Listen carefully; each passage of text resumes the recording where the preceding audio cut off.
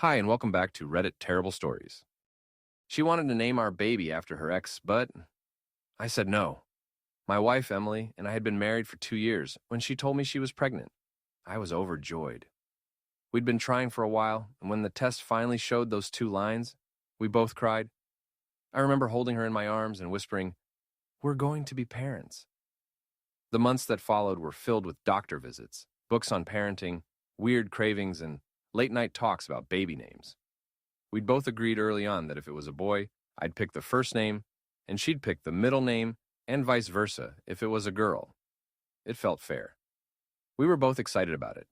At 20 weeks, we found out we were having a boy. I already had a name in mind, Lucas. It was the name of my grandfather, a man I admired deeply. Emily smiled and said she liked it. Then it was her turn to choose the middle name. That's when everything got weird. She looked at me, gently stroked her stomach, and said, "I want to name him Nathan." Lucas Nathan. I froze. Nathan. As in Nathan Collins, her ex-boyfriend. The guy she dated for 6 years before she met me. The guy who dumped her via text. The guy whose photos I once found buried deep in an old Google Drive folder labeled Memories. I stared at her. "You mean Nathan?" She nodded as if it were no big deal. I tried to keep my voice calm. "Isn't that kind of weird?" "Why would it be?" she asked, genuinely confused. "I just think it's a beautiful name. Always have." My stomach twisted. I didn't want to accuse her of anything, but I wasn't an idiot. "It's just he's your ex," I said slowly. "You were with him for years." She blinked at me, then laughed. "So what? It's just a name, Mark. I'm not naming our baby after him. I just like the name." But I couldn't shake the feeling. Over the next few days, things were tense. I tried to let it go, I really did. But every time I thought about holding our baby in my arms and calling him Lucas Nathan, I felt sick. I kept hearing stories in my head, stories she used to tell me, back when we first started dating, about how Nathan was the first guy I ever loved, or Nathan really understood me, or I thought I was going to marry him. Now she wanted to etch his name into our child's identity for life. I brought it up again over dinner. "Emily," I said, "I need to be honest with you. I can't be okay with our son being named after your ex. I'm not trying to control you, it doesn't feel right." She put down her fork and looked at me like I had insulted her mother. "I already told you," she said. "It's not about him. I just like the name. You're being irrational." "Irrational?" I snapped. "If I wanted to name our daughter after my ex, would that be okay with you?" She hesitated. Her jaw tightened. "That's not the same. It's exactly the same." "No, it's not," she said, standing up, "because I'm the one who's pregnant. I'm the one throwing up every morning. I'm the one growing a human being inside of me. If I want to name my baby something, I should get more say." The room went quiet. So, that was it. Her body, her rules. My opinion didn't count. I stood too. Then what was the point of even discussing names together? Why not just tell me the name and be done with it? She glared at me and stormed off into the bedroom. The door slammed. I spent that night on the couch. The next morning, I found her sitting in the kitchen, red-eyed and silent. I poured coffee and sat down across from her. "We have to find another name," I said softly. "We can't start our son's life like this. Not with resentment." She didn't look up. "Fine." That one word was all I got. But something had changed between us. And it was just the beginning. Weeks passed. We avoided the topic of names entirely. Instead, we focused on the nursery, baby clothes, strollers, everything but the one thing that still hung over us like a cloud. Nathan. I tried to believe her when she said it was just a name. I told myself maybe I was overreacting. I even asked a few close friends what they thought. The responses were mixed. It's kind of weird, man. Like, really weird. If she says it's not about him, maybe let it go. No way I'd be okay with that. Then, one night, I made a mistake. Emily had gone to bed early. I was on the couch, scrolling through her iPad, looking up crib reviews. When I opened the browser, it showed her recent tabs. One of them was a Facebook profile, Nathan Collins. Out of instinct, I tapped it. There he was, still living in Portland, still playing guitar in that local band, still with the smug smile I'd seen in those old photos. But what caught my eye wasn't his face. It was a comment from Emily, dated 2 weeks ago. You still look exactly the same. Hope life's treating you well. No emojis, just warmth, familiarity. I checked her messages and my heart sank. There were several. Emily, I had a dream about you last night. Isn't that crazy? Nathan, you're married now, right? That doesn't stop the dreams, huh? Emily, not all dreams mean something, but some do. I felt cold all over. The next messages were from just 5 days ago. Emily, Mark doesn't want to use your name. I didn't tell him it was for you. Nathan, then maybe it's best he doesn't know. Emily, maybe. That was the moment something inside me snapped. She lied to me. She was trying to name our baby after him. And she'd kept messaging him behind my back. Intimate, nostalgic, suggestive messages. I sat on the couch for what felt like hours, staring at the screen. Eventually, I walked into the bedroom and woke her up. We need to talk, I said. She blinked, half asleep. What time is it? I saw your messages with Nathan. Silence, then panic. She sat up instantly. You what? You said it wasn't about him. You lied. Her face flushed with shame, then quickly twisted into anger. You invaded my privacy. I laughed bitterly. That's what you're worried about? Not the fact that you were naming our son after a man you're still messaging in the middle of the night? She said nothing. I grabbed my keys and left the apartment. I didn't even know where I was going. I just knew I couldn't breathe in that space anymore. I drove aimlessly for hours. At one point, I parked outside a 24-hour diner, ordered black coffee, and stared at my reflection in the window until the sky turned pink. I kept replaying it all in my head. The way she said, "It's just a name." How she gaslit me when I brought it up. And most of all, the tone of her messages to Nathan. That familiar nostalgia. Like she never really let him go. Was I just the safe option? The guy she married because he was stable? At around 6 a.m. Now, I called my best friend Ethan. He answered groggily. You okay? He asked. No, I said. Emily's been messaging her ex, the one she wanted to name our baby after. Shit. Yeah. Ethan was quiet for a while, then, you want to crash here for a few days? I nodded, even though he couldn't see me. Thanks, man. I didn't go home that day. Emily called me 15 times. I didn't answer. She left voicemails, some tearful, some angry, some coldly quiet.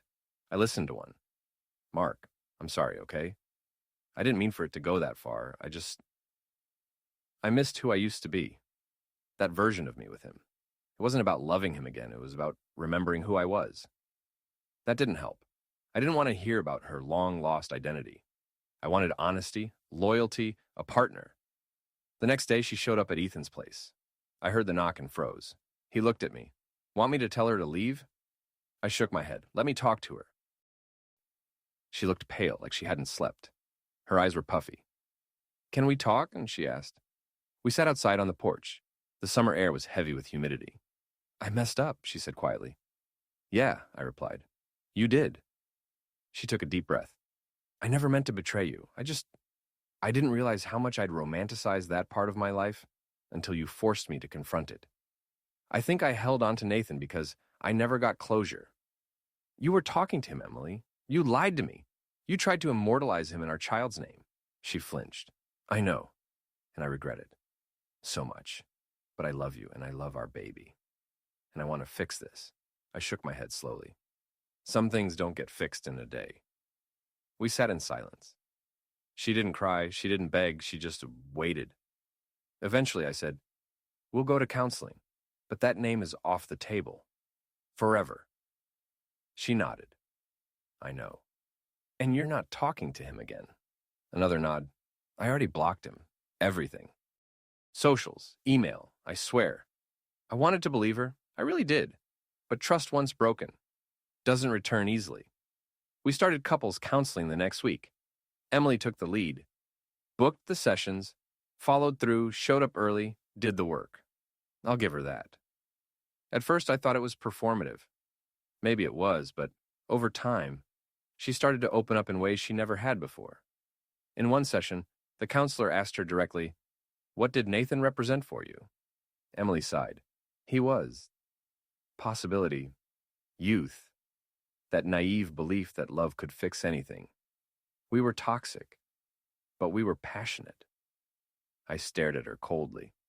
And what about Mark? the counselor asked. Emily turned toward me, her eyes softer now. Mark is real love, steady, safe, strong. He's the man I want to build a life with, raise a child with, but part of me never fully let go of who I was before him. I see that now, and I hate that it hurt him. I didn't speak during that session. I couldn't. My heart felt split down the middle. At home, things were better. Not great, but functional. We finally agreed on a new middle name for our son, James. It was neutral. No baggage, no secrets. And honestly, I liked it. Lucas James, a clean slate. But something had changed in me. I watched her more carefully, took mental notes of her phone habits, paid attention when she scrolled too long or got quiet while texting. I hated it, but I couldn't help it. That's what betrayal does. It creates ghosts out of silence. One night, while folding baby clothes in the nursery, Emily looked up at me and asked, "Do you still love me?" It caught me off guard. I didn't answer right away. Eventually, I said, "I think I do. But it's not the same as before." She nodded. "I understand." Then she whispered, "I'm scared you'll leave after the baby is born." I looked at her. Really looked. And for the first time in weeks, I saw her, not the woman who lied, or the girl chasing ghosts, but the person I married. "I'm not going anywhere," I said, "but it's going to take time." She reached out and took my hand. It was small, but it was something. The final month of Emily's pregnancy passed in a blur. The baby kicks, the swollen feet, the hospital bag packed and repacked. We were both nervous, but in different ways. She feared the pain. I feared what came after, the long nights, the trust issues, the emotional distance we hadn't fully bridged. Still, I stayed. I read books to her belly, made her tea, rubbed her back when she cried over something as small as the wrong takeout order. We were surviving. Then, 2 weeks before her due date, she went into labor. The hospital room was a chaos of nurses, monitors, and panicked breathing. Emily squeezed my hand so hard I lost feeling in it. "It hurts, Mark," she whispered. "I can't." "You can," I said. "You're doing great." Hours passed. Then, with a final push and a scream that tore something deep inside me, Lucas James came into the world. I cried when I held him. Not a single tear from pain or resentment, just awe. This tiny human, half of me and half of her, blinking against the light, breathing his first breaths. Emily was sobbing too, and for a moment we were whole again.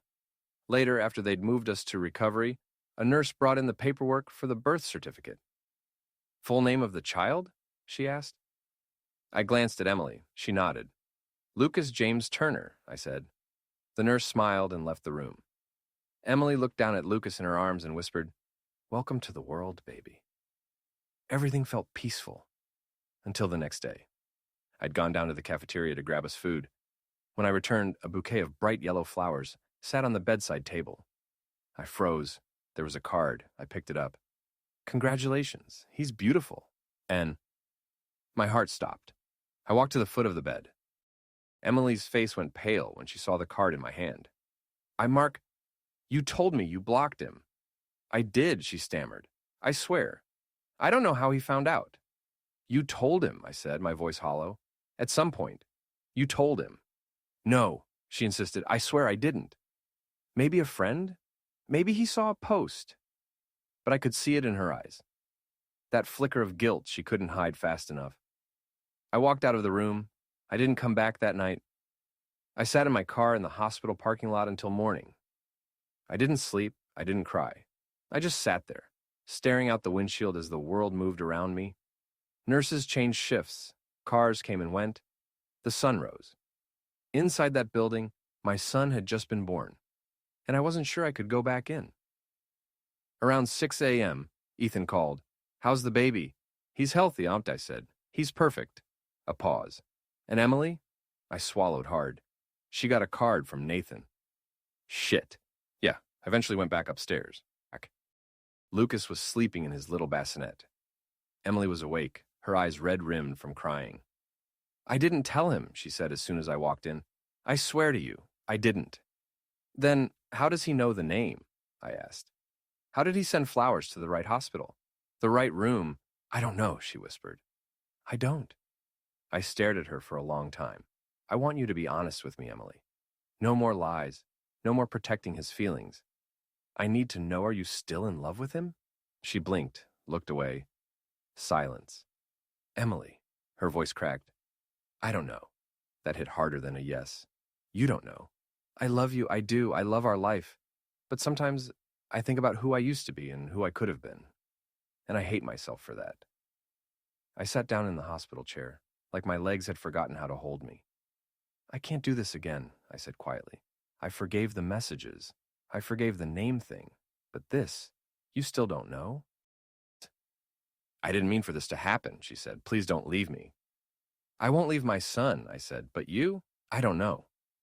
The nurse came in an hour later and asked if we wanted to take family photos with Lucas. Emily looked at me hopefully. I shook my head. Not right now. She didn't ask again. That evening, I went home alone. I needed air, space. I walked into our apartment, sat on the edge of the bed we once shared, and stared at the sonogram still pinned to the fridge. Lucas James Turner. He deserved a life free from ghosts. I wasn't sure we could give that to him together anymore. The next few weeks were a blur. Emily and Lucas stayed with her mom after leaving the hospital. It wasn't formal. No lawyers, no papers, just distance. Space we both needed but didn't dare admit out loud. I visited Lucas every day, brought diapers, held him through naps, sang him off-key lullabies, while Emily watched silently from the doorway. Our conversations were shallow. How much he'd eaten, whether he smiled yet, which pediatrician to choose. Nothing deeper, nothing real. But under every word was the unspoken tension. Are we still a family? One evening, Emily texted me, "Can we talk? Just us, without Lucas for a minute." I agreed. We met at a park, early evening. Windy, quiet, gray. She looked thinner, worn down, but calm. I've been going to therapy, she said without prompting. I nodded. Good.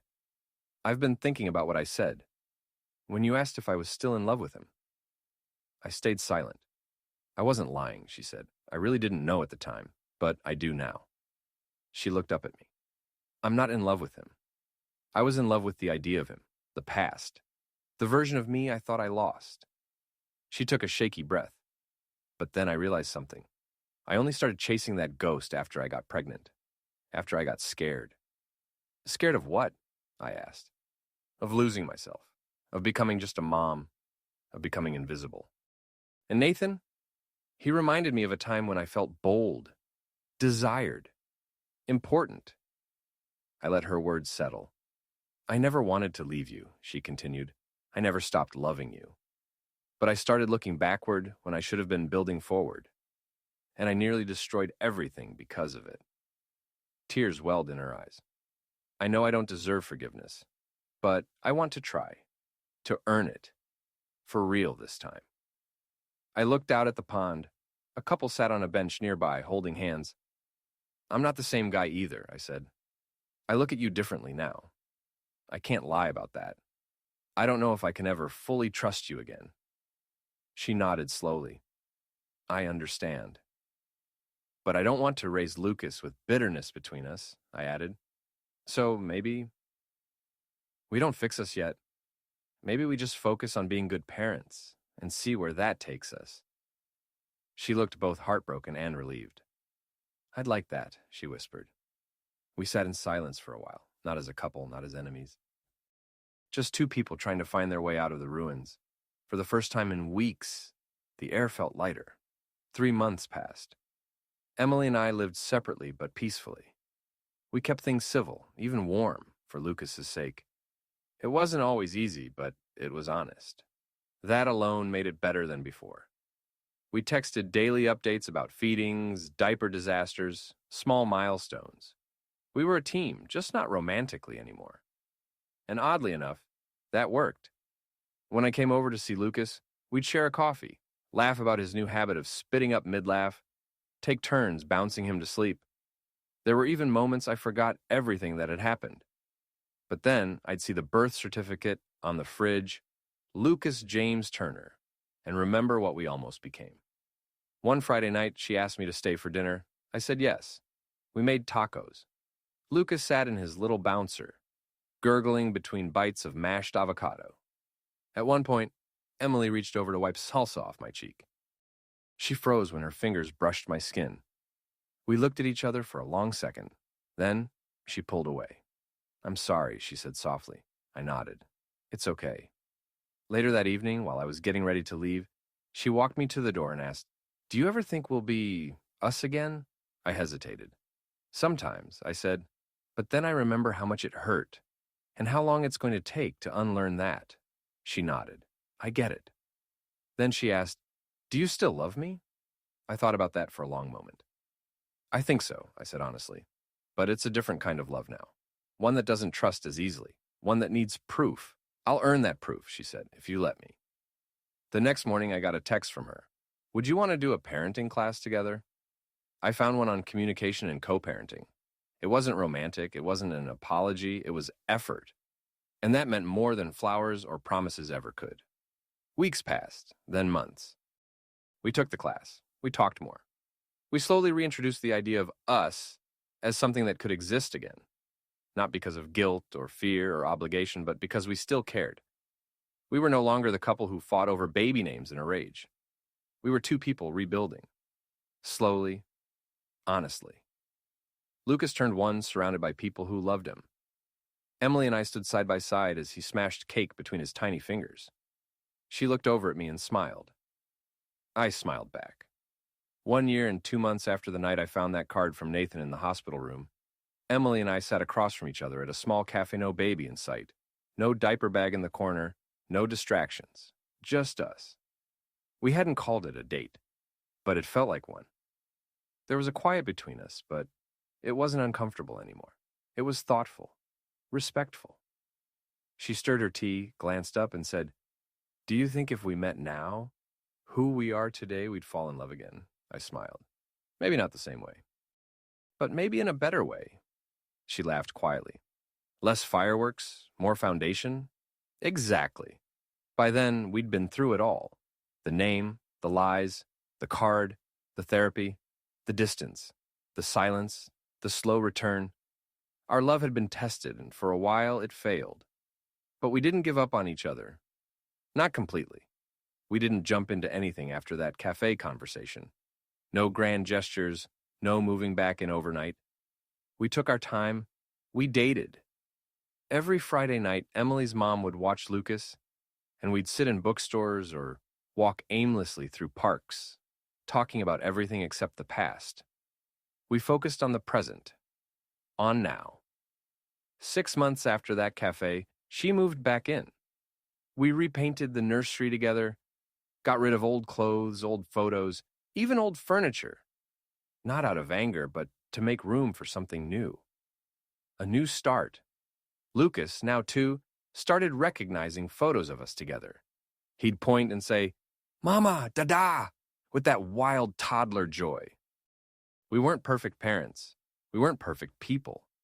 But we were finally partners again. One night, long after Lucas had gone to bed, Emily and I lay in silence, her head on my chest, fingers tracing idle patterns across my skin. "I never asked," she murmured. "What made you stay?" I didn't answer right away. Then I said, "Because I believed the love we had was worth more than the mistake you made. And because I didn't want our son to grow up in a story where his parents gave up at the first sign of something broken." She was quiet. Then she whispered, "I'm so lucky you did." I kissed the top of her head.